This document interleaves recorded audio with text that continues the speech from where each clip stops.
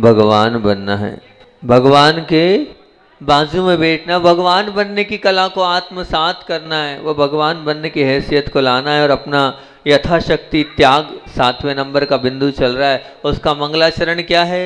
तो मंगलाचरण करते हुए कहते हैं कि तीर्थंकर बनना है तो मन को थमाना ही तप है, तीर्थंकर बनना है तो मन को रमाना ही तप है, तीर्थंकर बनना है तो मन को भुलाना ही तप है, तीर्थंकर बनना है तो मन को मोड़ना ही तप है, तीर्थंकर बनना है तो मन को मथना ही तप है, और तीर्थंकर बनना है तो मन को सहनशील बनाना ही तप है, और तीर्थंकर बनना है तो मन को खोलना ही तप है, और तीर्थंकर बनना है तो मन को मन से जमना ही या मन को क्या करना है? जपना ही तप है। ये जपने की बात अपनी बात चल रही थी, हमने लोगों से वो दूध की यात्रा से बात प्रारंभ करी थी, और दूध किस प्रकार से घी तक बनता है। इन 8 यात्राओं को आपको मैंने बोला था कि पहले दूध को तपना पड़ता है, फिर दूध को ठंडा होगा तब वो थमेगा, और जब वो थमेगा तो उसमें दही डालेंगे, और जब वो दही डालेंगे तो दही दूध में रमेगा, और रमेगा तो दूध को अपना दूध पन्ना भूलना पड़ेगा, और फिर दही की ओर मुड़ना पड़ेगा, और मुड़ने के बाद दही को क्या होगा? मथना होगा, और मथने में उसको सहना होगा, और सहने के बाद मक्खन बनेगा, और जब वो मक्खन खुलेगा तभी वो घी बनेगा। इन 8 यात्राओं से अपन ने बात करी थी, और मैंने आपसे बोला था थमना मतलब क्या? अपने आप को शांत करना। जब तक मन शांत नहीं होगा तब तक आप तपस्वी नहीं कहलाएंगे। और थम तो गए, लेकिन थमने के बाद उसमें रमना होगा। अगर आप अभी तक प्रभु और गुरु के चरणों में नहीं रमे तब तक सच्ची तपस्या नहीं होगी। रम भी गए और आप थम भी गए, लेकिन जब तक आप पुरानी बातों को नहीं भूलोगे, जैसे दूध ने अपना दूधपन बुलाया तब कहीं जाकर वो दही बना, तो ध्यान रखना हमें भी सब कुछ भूलना होगा। हम भूलते चले जाएं, और फिर आपसे बात करी थी कि मुड़ना होगा। जैसे मुड़, जब तक हम मुड़ोगे नहीं, किन से मुड़ना है? तो पंचेंद्रीय विषयों से हमें मुड़ना होगा। जब तक पंचेंद्रीय विषयों से हम मुड़ेंगे नहीं तब तक उत्कृष्ट यात्रा की ओर हम नहीं बढ़ पाएंगे। और मैंने एक और बोला था कि मुड़ना है तो उदाहरण दिया था कि जिस धागे या रस्सी में बिना मोड़े गठान नहीं लगती, उसी प्रकार पुण्य की गठान के लिए पंचेंद्रिय के विषयों से आपको मुड़ना ही होगा। और फिर बात कल करी थी मन को मथना होगा। जब तक आप मन को नहीं मथोगे, मन से नहीं मथोगे, जो भी आप सुना है उससे आपका मथना ही वो तप कहलाएगा। और उस तप में मैंने बात करी कि खूब सुन लिया, लेकिन मथा कितना है, जीवन में उतारा कितना है। तो मैंने मथने के लिए 4 बिंदु आपको दिए थे, लेकिन 2 ही बिंदु कल कर पाया था और अपना समय हो रहा था। सबसे पहला बिंदु दिया था चिंतन करो मेरे जीवन का गोल क्या है। चिंतन करो मेरे जीवन का गोल क्या है, मंथन करो आप। दूसरा दिया था मैं अपने जीवन की सार्थकता के लिए कितना जागरूक हूं, मैं अपने जीवन की सार्थकता के लिए कितना जागरूक हूँ कि मैं वास्तविकता में मैं जो कर रहा हूँ और सार्थक है कि नहीं, उसके प्रति जागरूक हूँ कि नहीं। और तीसरा बिंदु है क्या है? मैंने इस मनुष्य पर्याय का कितना आनंद लिया। मंथन करो, आपको ये मनुष्य पर्याय मिली। आप त्रियंश नहीं हो, आप नारकी नहीं हो, आप देव नहीं हो, आप क्या हो? मनुष्य हो। और मनुष्य होने के बाद आपको ये मनुष्य पर्याय मिली है, तो इस मनुष्य पर्याय का आपने कितना आनंद लिया। आप आनंद ले पा रहे हैं, नहीं ले पा रहे हैं? आनंद कहलाता क्या है? आनंद क्या कहलाता है? वो विषय आकांक्षाओं का आनंद नहीं है। आनंद ये कि आपने आहार दान दिया, उसके साथ आनंद लिया कि नहीं लिया? आपने अभिषेक पूजन करा, उसका आनंद लिया कि नहीं लिया? अपने जीवन में कोई ऐसा कार्य किया कि नहीं कि जिसको याद करके हम कहें कि अहोभाग्य हो गए हम, ऐसा आनंद लिया कि नहीं लिया? आप विचार करना, जो कार्य मनुष्य पर्याय में आप कर सकते हो, उन मनुष्य पर्याय में करने योग्य उन कार्यों को आपने अपने जीवन में किया कि नहीं किया? अगर किया है तो बहुत अच्छी बात है, नहीं किया है तो अपने जीवन को सार्थक करो और अपने मन को तैयार करो कि मैंने इस मनुष्य पर्याय का अभी आनंद नहीं लिया है, उस आनंद की ओर जाएं। और आनंद आप, कल मैंने कहा था ना आपसे, कल कब कहा था? अच्छा, कल शाम को बोला था। कल शंका समाधान में हमसे पूछा गया था, तो यही हमने कहा था कि विशुद्धि बढ़ाना है। आचार्य श्री से जब ये प्रश्न पूछा था, कल शंका समाधान नहीं थी ना, उसमें हमने बोला आचार्य श्री जी से ये पूछा विशुद्धि बढ़ाना है, तो आचार्य श्री ने क्या जवाब दिया था? बोले जो सबसे अच्छा पल तुम्हें लगता है, जीवन का स्वर्णिम पल, कि मुझे ये बहुत अच्छा लगता है, बस उसको याद कर लो। उसको याद करोगे तो जब जब भी उसको याद करोगे तो क्या होगा? आपको बहुत आनंद आएगा। तो बस मैं भी आपसे यही पूछना चाहता हूँ कि मनुष्य पर्याय में आपने कितना आनंद लिया, और वो आनंद लिया है उस आनंद को स्थायी कर लो और बार बार उस आनंद को याद करो। बस ये जो आनंद लिया है इस आनंद में और आनंद बढ़ता चला जाए। मुझसे कोई पूछता है कि आपके जीवन का सबसे गोल्डन समय कौन सा है, सबसे कीमती समय कौन सा था, तो मैं उनसे हमेशा एक ही जवाब देता हूँ कि मेरे जीवन का गोल्डन समय कब था? तो जब मैं मेरे गुरु के चरणों में था, और गुरु के चरणों में भी जब मैंने गुरु की बहुत ज़्यादा करीबी से सेवा करी। 2 बार मुझे बहुत करीबी से सेवा करने का मौका मिला, और सबसे पहले तो मुझे मिला डोंगरगढ़ में। जब गुरुजी बहुत अस्वस्थ थे तो पूरे 1 माह तक पूरे तीनों टाइम सब पूरा स्वयंभू भी हम ही सुना रहे हैं, प्रतिक्रमण भी हम ही सुना रहे, आचार्य श्री और हम, और तीसरा कोई नहीं। तो घंटों घंटों उनके साथ जो उनके साथ उनकी वैयावृत्ति करने का स्वभाव, तो मैं मानता हूँ मेरे जीवन का सबसे गोल्डन समय था। और दूसरी बार रेवती रेंज में जब हम 5, 6, 7 महाराज थे, उस समय जितना मिला वो मेरे जीवन का गोल्डन समय था। तो ऐसे 2 गोल्डन समय मानता हूँ, और उन दृश्यों को याद करता हूँ और अंदर से अभिभूत हो जाता हूँ, रोम रोम पुलकित हो जाते हैं जब वो याद आता है। तो ऐसे ही आपके अपने मनुष्य जीवन में आपने कितना आनंद लिया, उस आनंद को आप याद करो और बार बार रिवाइज करो, बार बार सोचो। वो आनंद आपके जीवन में, आप जितना उस आनंद के विषय में सोचोगे वो आनंद आपको आता चला जाए। कल मैंने भी और भी कहा कि मुझे कब आनंद आता था, जब वो अपने मुख से क्या कहते थे, तो बड़ा ही एक अलग ही आनंद आ जाता था कि गुरुदेव ने अपने मुख से नाम लिया है। पता है आपको, कुछ महाराज लोग जो थे हमारे संग में, वो ये बोलते थे कि सुबह से लेकर शाम तक आचार्य श्री कितनी बार तुम्हारा नाम ले देते हैं, हम सबको तुम्हारा नाम लेते तो जलन होती है। और तुमने कोई जादू तो नहीं किया है, कोई ऐसा कुछ तो कर दिया, तुम ध्यान बहुत करते हो, कोई ऐसा तो नहीं है तुमने वशीकरण कर लिया गुरु जी को? मैंने नहीं भैया, कुछ नहीं किया हमने, ये तो उनका आशीर्वाद, ये उनकी अनुकंपा है।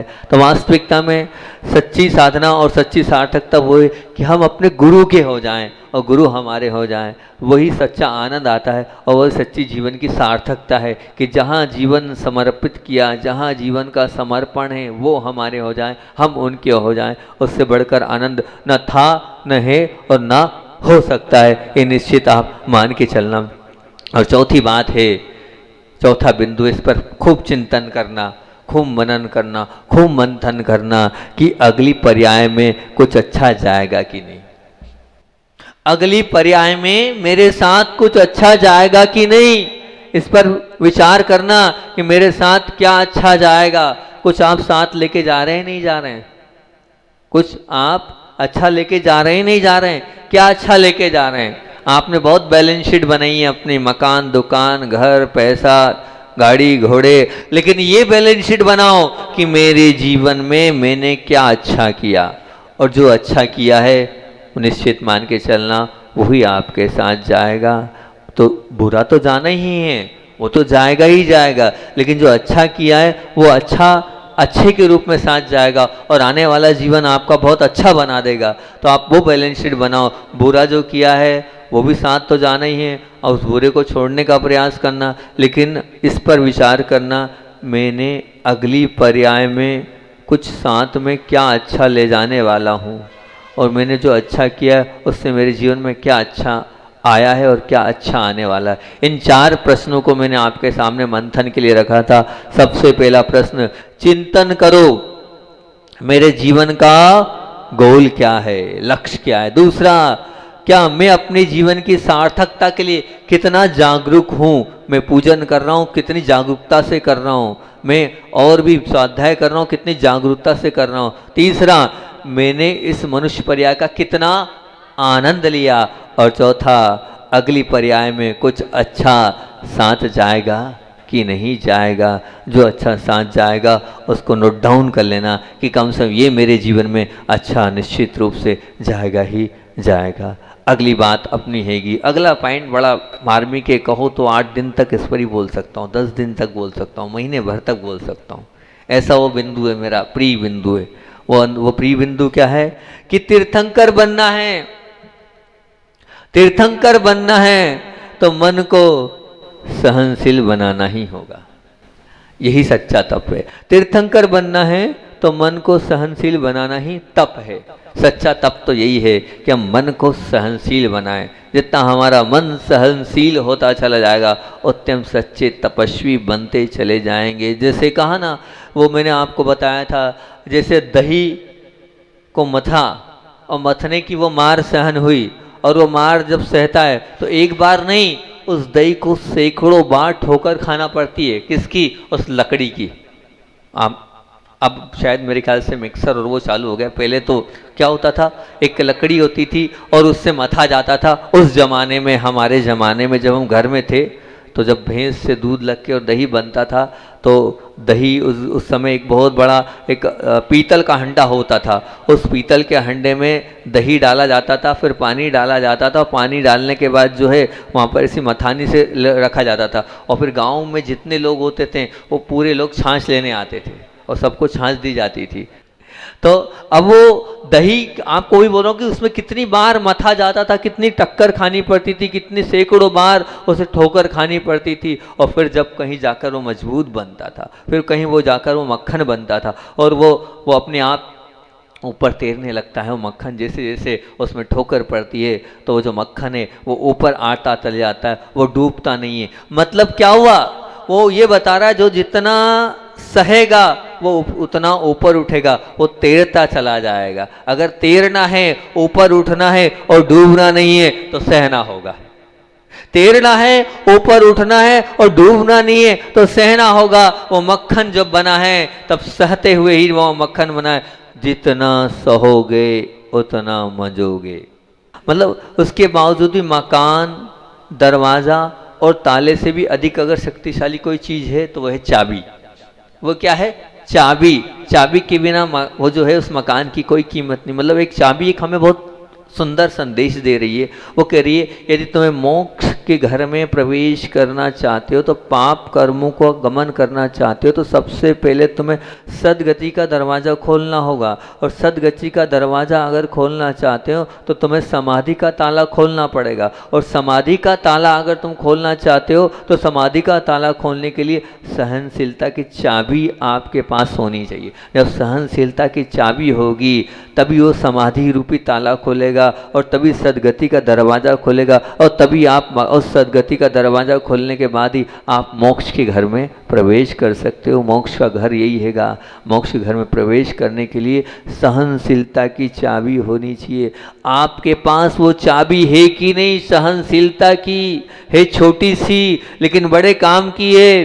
ध्यान रखना, सहन किए बिना संस्करण नहीं होता। सहे बिना संस्करण मतलब उत्कृष्टता यानी नयापन नहीं आता।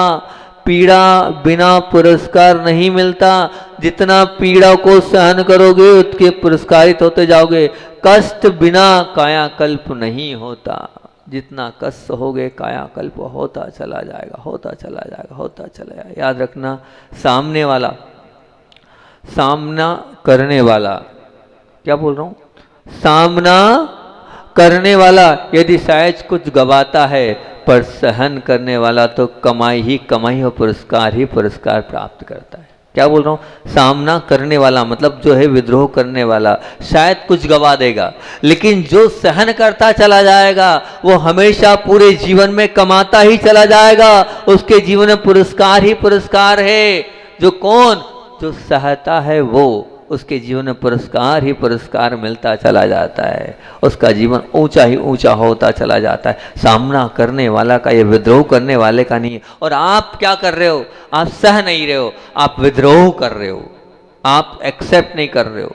आपका ये विद्रोह जो आपने किया है और जो आप कर रहे हो ये विद्रोह, और जब आपको लग रहा है उसके बावजूद भी आप नहीं सहन कर रहे हो, ये विद्रोह है। ये आप अपने जीवन में पुरस्कार प्राप्त नहीं कर रहे हो और पुरस्कार से आप पीछे निकलते चले हो। ध्यान रखना, इस जंगल में, इस जगत में, इस संसार में अनेक आत्माएं ऐसी होती है जिनके मतलब जिनके सिर पर 1 रुपए का भी कर्जा नहीं हो। बहुत ध्यान से सुनना, बहुत अच्छी बात बता रहा हूँ कि 1 रुपए का भी कर्जा नहीं हो बहुत सारी आत्माएं यहाँ बैठी होगी जो शायद लोगों को कर्जे से दबाए होंगे, लाखों हजारों करोड़ों रुपए लोगों को दिया होगा, लेकिन 1 रुपए का भी कर्जा नहीं होगा।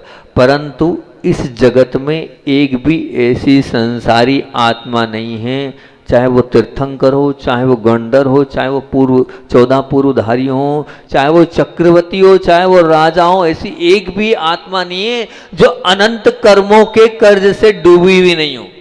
हर आत्मा कर्म के कर्जे से डूबी हुई है। अब वो कर्म का जो कर्जा हमारे ऊपर है, जिसे चुकाए बिना हम मुक्ति को नहीं प्राप्त कर सकते, और उसको चुकाना है तो सिर्फ उसका चुकाने का एक ही श्रेष्ठतम उपाय है, वो है सहन करते रहो। उसका क्या उपाय है? सहन करते रहो। आप जितना सहोगे उतने कर्मों की निर्जरा होगी, ये निश्चित मान के चलना। शास्त्र में आचार्य भगवंतों ने बड़ी अच्छे से उद्घोषणा करी है कि आत्मा का सब कुछ प्रसन्नता पूर्वक अगर सहन कर लेती है तो वह आत्मा सर्व आराधक हो जाती है। वो आत्मा जो सहती है वो सर्व आराधक हो जाती है। मतलब अगर आप आराधक बनना चाहते हो, अगर आप भगवान बनना चाहते हो, तो सहन करने की कला को अपने साथ आत्मसात करना ही होगा। जब तक आप सहोगे नहीं तब तक आपका कल्याण नहीं होने वाला। हम वास्तव में यदि कर्म मुक्त बनना चाहते हैं तो सहन करते रहने के लिए और सहन करते रहने में मिलने वाले प्रत्येक अवसर का लाभ उठाना चाहिए आपको।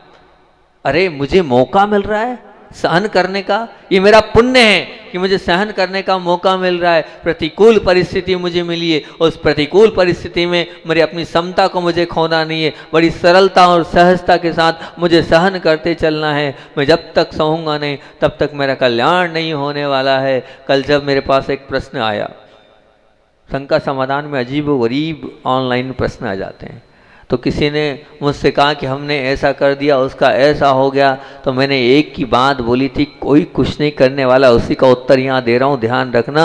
मेरा कर्म का उदय था और मेरे पाप कर्म के उदय के कारण मेरे साथ ऐसा हुआ है। कोई दुनिया की ताकत नहीं है जो आपका कुछ बिगाड़ सके, ध्यान रखना। न बिगाड़ सकती है और न बिगाड़ पाएगी, लेकिन वो मेरा कर्म का उदय था, इसीलिए मुझे किसी ने धोखा दिया है, इसीलिए मेरे साथ किसी ने गलत किया है, लेकिन बाकी और कोई गलत कर नहीं सकता है। अब उसको आप एक्सेप्ट नहीं कर रहे हो, आप उसको स्वीकार नहीं कर रहे हो। अब ध्यान रखना, अब आप अगर गुरु की बात नहीं मानकर, प्रभु की बात नहीं मानकर और आप उसको स्वीकार नहीं कर रहे हो, और तीव्र कर्म बनेगा। अभी तो कम परेशान हो, ये गुरु की वाणी है, अभी तो कम परेशान हो, लेकिन आने वाले समय में और परेशान हो जाओगे आप, और त्रस्त हो जाओगे आप, क्योंकि आप स्वीकार नहीं कर रहे हो, आप एक्सेप्ट नहीं कर रहे हो, आप सहनशील आत्मा नहीं बन रहे हो। तो वो बार बार बोलते चले जाओ, उससे होगा क्या? कुछ होना है क्या? कोई रास्ता निकलना है क्या? कोई रास्ता हो जाएगा क्या? अरे एक जहां तक आपकी लिमिट हो आप वहां तक समझाओ ना, मना नहीं है, लेकिन समझाने के बाद जब बिल्कुल बात ही हमारी हो नहीं रही है तो फिर हम क्या करें? हम मध्यस्थ हो जाएं। अच्छा, श्री का एक ही वाक्य हमेशा मुझे याद रहता है, हम किसी जीव के क्या कर्तव्य करें लेकिन कर्ता ना बने। हम प्रत्येक द्रव्य के लिए कर्तव्य के अधिकारी हैं। हमारा कर्तव्य, हम उतना कर्तव्य करते हैं लेकिन कर्ता नहीं बने। हम कर्ता बन जाते हैं, और जहां कर्ता हम बन गए वहां पूरा संसार हमारा समाप्त हो जाता है। आज रोज ध्यान के अलावा कुछ नहीं मिलने वाला है, क्लेश के अलावा और पीड़ा के अलावा कुछ नहीं मिलने वाला है। कोई तुम्हारी नहीं मानने वाला है, ध्यान रखना। तुम्हारी कौन मानेगा? तुम्हारा पुण्य तुम्हारी मानेगा। तुम अपना पुण्य बढ़ाओ, तुम अपनी विशुद्धि बढ़ाओ, तुम दुनिया को सुधारने मत जाओ, तुम खुद सुधर जाओ। तुम खुद सुधर जाओगे तो दुनिया अपने आप सुधर जाएगी, ध्यान रखना। इसलिए अगर कर्म से मुक्त बनना चाहते हो तो सहन करते रहने के लिए अपने आप को मजबूत बनाओ, और अगर ऐसे अवसर आ रहे हैं तो उनका लाभ उठाओ। मेरा पुण्य है कि मुझे अवसर मिल रहा है, उसमें किंतु परंतु मत करो, उसमें किसी प्रकार का भी अंदर से ऐसा विचार मत करो कि ये मेरे साथ ही क्यों रहा है, मैंने ही मेरे साथ क्यों रहा है, क्योंकि मेरे खुद के कर्म की देन है, इसलिए मेरे साथ हो रहा है। यदि आत्मद्रव्य को निर्मल करना चाहते हो तो सहन करने की बात आती है, तो उस समय होता क्या है? वास्तविकता ये होती है कि उसमें हम सहन नहीं करके क्या करते हैं, हम स्वयं जब निर्मल हो, मतलब स्वयं जब कमजोर हो, और तब स्वयं जब क्या कमज़ोर हो या स्वयं जब गलत हो या स्वयं जब वो हो तब तो हम दब जाते हैं, लेकिन अगर स्वयं गलत नहीं हो और उसके बाद अगर बात होती है तो फिर उसके बाद हम शेर बन जाते हैं। लेकिन ध्यान रखना, दबता वो है, मान लो कौन दबता है, बोले वो नौकर दबता है। किससे दबता है? सेठ से दबता है। क्यों दबता है? क्योंकि दबना पड़ेगा उसको, वहाँ सहना पड़ता है। वो सहनशीलता की कोई बात नहीं है, उस सहनशीलता की मैं बात नहीं कर रहा हूँ। फिर मान लीजिए कोई सेठ है, उसके यहाँ कोई बड़ा अधिकारी आ गया, वहाँ हाथ जोड़कर वो सब नमने लग जाएगा, विनय करने, उस सहनशीलता की बात नहीं कर रहा हूँ। मैं उस सहनशीलता की बात कर रहा हूँ कि मेरी कोई गलती नहीं है, मैं बेकसूर हूँ, मैं निर्दोष हूँ और बिल्कुल जायज है मेरा गुस्सा करना, उसके बावजूद भी मैं गुस्सा नहीं कर रहा हूँ। बिल्कुल परिस्थिति बिल्कुल प्रतिकूल है, उस प्रतिकूल परिस्थिति में भी मैंने अपनी समता को खोया नहीं है। वही व्यक्तित्व भगवान बन सकता है। ये पूजन करने से और सब भक्ति करने से और उपास करने से कुछ नहीं होने वाला है, ध्यान रखना। ये सब फालतू की बातें हैं, मैं इनको फालतू मानता हूँ। जब तक तुम्हारे पास समता की चाबी नहीं है, सरलता और सहजता का गुण तुम्हारे जीवन में नहीं है, सब फालतू की बातें। अरे उस प्रतिकूल परिस्थिति में आपकी गलती नहीं है, सामने वाले की ही पूरी गलती है, उसके बावजूद भी आप मुस्कुरा के कह दो कोई बात नहीं, मेरे कर्म का उदय था। उस समय आप कह दो कोई बात नहीं, मेरे कर्म का उदय था। आप सचमुच में चलते फिरते भगवान हो गए। भगवान तो वो वेदी में बैठे हैं, लेकिन प्रतिकूल परिस्थिति में आपके मुख से निकल जाए और आप ये कह दो कोई बात नहीं, मेरे कर्म का उदय था, तब कहीं मानेंगे कि हाँ बात। वो सीता ने क्या बोला था उस वक्त? उनका कोई दोष नहीं है, मेरे ही कर्म का उदय है, मेरे ही कर्म का उदय है। बस यही बात आपको हमेशा बार बार अपने मुख से कहनी चाहिए कि मेरे कर्म का उदय, किसी और के कर्म का उदय नहीं है, मेरे कर्म के उदय से मुझको मिलता चला जा रहा है। पर अध्यात्म जगत की अगर संपूर्ण बात ही निराली है, ध्यान रखना, जो बहादुरी से सहन करता है और वो भी सही व्यक्तित्व होने के बाद भी, वही आत्मद्रव्य निर्मल और उत्कृष्टता की ओर हो जाती है। ध्यान रखना, पार्श्वनाथ प्रभु या वीर महावीर प्रभु भी बहादुर थे, ताकतवर थे, सब कुछ सामर्थ्य थी उनके अंदर, लेकिन सामर्थ्य होने के बाद भी उन्होंने सहन किया, उन्होंने सब कुछ सहन किया, तब कहीं जाकर वो भगवान बने। केवल ज्ञान की प्राप्ति भी कब हुई है? तभी उनको केवल ज्ञान की प्राप्ति हुई है। केवल ज्ञान की प्राप्ति नहीं होती है, वो तो कमठ को आप बहुत महान मानो, उपकारी मानो, वो कमठ को आप क्या उपकारी मानो, वो पत्थर नहीं फेंकता, वो तूफान नहीं डालता तो उनकी विशुद्धि नहीं बढ़ती और केवल ज्ञान की प्राप्ति बिल्कुल नहीं होती, तो वो तो उपकारी है ना, उसके उपकार को तो आपको मानना चाहिए। इसलिए जो जो आपको पीड़ा और कष्ट दे रहा है वो उपकारी है। मैं तो इतना बोलता हूँ, क्या बोलता हूँ ध्यान से सुनना, कि तुम्हें इतना अच्छा कुशल नाविक किसने बनाया? तो बोले वो तूफानी समुद्र ने बनाया। जब वो तूफान चलता है, उस तूफानी समुद्र में ही आप कुशल नाविक बन सकते हो। तुम्हें इतना होशियार विद्यार्थी किसने बनाया? तो कहते हैं जो कठिन प्रश्न आया, उस कठिन प्रश्न को जो है अच्छे से हल करते करते जो मैं एक कुशल विद्यार्थी बनाऊं। तुम्हें इतना मजबूत किसने बनाया? बोले जितने जीवन में कष्ट आते गए, मैं उतना और मजबूत और मजबूत और मजबूत बनता चला गया। बहुत अच्छी बात है। तुम्हें इतना जो कहना चाहिए अच्छा, जैसे आजकल के बच्चे होते हैं तो पूछा गया कि क्रिकेट में बहुत अच्छा आनंद आता है, बोले तुम्हें अच्छा शक्तिशाली बल्लेबाज किसने बनाया? बोले बस जो सामने वाला खूंखार गेंदबाज आता है और जब वो कठिन गेंद फेंकता है तो उसको कैसे मुझे उस कठिन गेंद को खेलना है, उस कठिन गेंद को किस प्रकार से मुझे जो है बैट पर लेना है, वो सब अपने जीवन में मैंने आत्मसात किया तो हुआ। तुम्हें इतना सहनशील किसने बनाया? बस मेरे ही अपने दुश्मनों ने बनाया। तो ध्यान रखना, आप बिल्कुल नीचे ध्यान रखना, वो पत्थर भी अगर घिसोगे तो प्रतिमा नहीं बनता, वो पत्थर भी जब घिसते हैं तब प्रतिमा नहीं बनता है।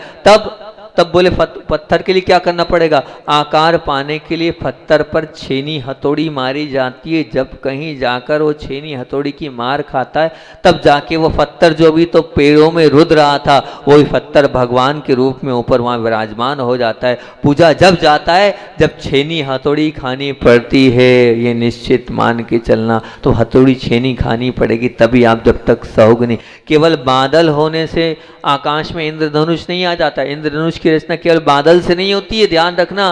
बादल जब और बादल के साथ आंधी और तूफान आते हैं तब आकाश में इंद्रधनुष की रचना होती है, बिना उसके इंद्रधनुष की रचना नहीं होती तो वो आंधी और तूफान अगर आपके जीवन में आए तो ये मान के चलना, अगर आपने उसको बहुत अच्छे से सहन कर लिया तो आपका जीवन सप्तरंग इंद्रधनुष जैसा बन जाएगा। लेकिन सहन तो करो, सहन करोगे तभी तो आप अच्छे बनोगे। लेकिन सहन आप कर ही का रहे हो, सहनशील आत्मा बन ही का रहे हो। आप अपने आप को सहनशील जब तक नहीं बनाओगे तब तक अपने जीवन को आप उत्कृष्टता की ओर नहीं ले जा पाओगे। निश्चित मान के चलना कि स्विमिंग पूल का शिक्षक भले वो मानव को पानी में कैसे तैरना है वो सिखा देगा, बहुत अच्छी बात है। एक विद्यालय का शिक्षक आपको ये सिखा देगा और आप पास भी हो जाओगे और आपको कोई नौकरी भी मिल जाएगी, कोई दिक्कत नहीं। पर ध्यान रखना, लेकिन ये सहनशीलता के शिक्षक कौन हैं? तो देव शास्त्र गुरु है, जो आपको सहने की ताकत दिलाएंगे, जो आपको किसमें, उन प्रतिकूलताओं में भी वो आपको अनुकूलता दिलाने की ताकत दिलाएंगे। इसलिए बार बार मैं कह रहा हूँ कि अपने जीवन को उत्कृष्टता की ओर लेके आना है, अपने जीवन को बहुत अच्छा बनाना है, तो आप अपने जीवन में सहन करने की आदत को आत्मसात कर लो। सहन करने की आदत को नहीं लोगे तो ध्यान रखना, दुख को दुश्मन नहीं मानो। दुख को वो दुख दुश्मन नहीं है। निश्चित मान के चलना, जिस दुख के पीछे आने वाले समय में सुख की संभावना दिखती है तो दुख जो है वो दुश्मन नहीं है, वो दुख हमारे लिए आने वाले समय में सुख को देने वाला है। तो उस दुख को हम दुश्मन क्यों माने? निश्चित वो दुख जो है हमारे कल्याण को दिलाने वाला है, हमारे कल्याण को कराने वाला है, तो उस दुख को हम पीछे क्यों हटे? इस प्रकार मन सुख का मित्र नहीं है, ध्यान रखना बिल्कुल। जिस सुख के पीछे उसे दुख की संभावना दिखती तो सुख भी क्या काम का, आने वाला वो जो सुख दिख तो रहा है लेकिन भविष्य में वो दुख मिलने वाला है। तो ध्यान रहे, यदि सुख यदि मतलब निश्चित मान के चलना कि सुख यदि दुख का जनक है, थोड़ी कठिन बात बोल रहा हूँ, सुख यदि दुख का जनक है तो सुख भी छोड़ने जैसा है। सुख यदि दुख का जनक है तो वो सुख भी छोड़ने योग्य है, और दुख यदि सुख का जनक है तो दुख भी स्वीकार करने योग्य है, वो दुख भी स्वीकार करने योग्य है। तो फिर आप ऐसे दुख के साथ, ऐसी तकलीफ के साथ, ऐसी कष्टों के साथ, ऐसी असुविधाओं के साथ, ऐसे अपमान के साथ आप फिर मन क्यों फेर रहे हैं? आप उसको गले लगा लें। वो दुख क्या है? वो अभिशाप रूप नहीं, वो दुख तो आशीर्वाद रूप है। उसे आशीर्वाद रूप मान के चलना तो निश्चित रूप से आपका जीवन उत्कृष्ट और महान बनता चला जाएगा। सहनशीलता के विषय में हमारी मान्यता ये है कि हम कमज़ोर रूप हैं, हमारे अंदर ताकत ही नहीं है, हम जो है अब कुछ कर ही नहीं पाएंगे, हमारे से बनेगा ही नहीं। नहीं, बिल्कुल नहीं, बिल्कुल नहीं। आप ये सब मानसिकताओं को अपने मन से निकाल दो और अपने हृदय से उसको बाहर कर दो और अपने आप को मजबूत बना लो। जितना आप मजबूत बनते चले जाओगे उतना ही आप उत्कृष्टता की ओर आते चले जाओगे। अभी तो सहनशीलता पर कुछ बातें और बोलनी है, इसी पर बोलूँ, ठीक है? सहनशील आत्मा, और भी बहुत सारे बिंदु सहनशील आत्मा पे मैं और कर लूँगा आपके बीच में, ताकि आप एक सहनशील आत्मा बन जाओ। मैं कैसी आत्मा हूँ? इस सहनशील आत्मा को आपको मैं बनाना चाहता हूँ। आचार्य भगवान की बात को, छोटी सी बात को बोलकर अपनी बात को विराम दूंगा कि आचार्य भगवान जब ब्रह्मचर्य अवस्था में थे किशनगढ़ राजस्थान और उधर अजमेर में, तब वहाँ पर जो सोनी जी थे उन्होंने पूछा कि आचार्य श्री जी आप दिन भर पढ़ते रहते हो, पढ़ते रहते हो, पढ़ते रहते हो, क्या है? हंसी हंसी में बोला, क्या कोई नौकरी वोकरी करनी है क्या?